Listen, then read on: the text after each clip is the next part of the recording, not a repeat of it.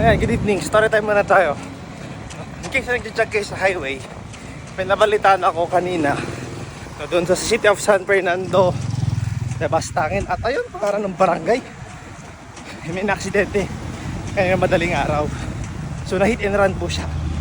I don't know the exact details kung paano yung aksidente, pero isang tip lang is pag nag-run po tayo sa highway, always tayo focus, no? And make sure na nagka-counterflow tayo. So ibig sabihin na counterflow is kung saan yung direction mo, kontra mo yung direction ng mga sasakyan, para in case na may mga nag-overtake or what, makikita natin.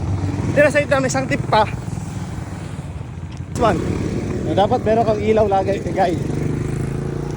So that fellow runner na hit and run kanina, condolence sa family.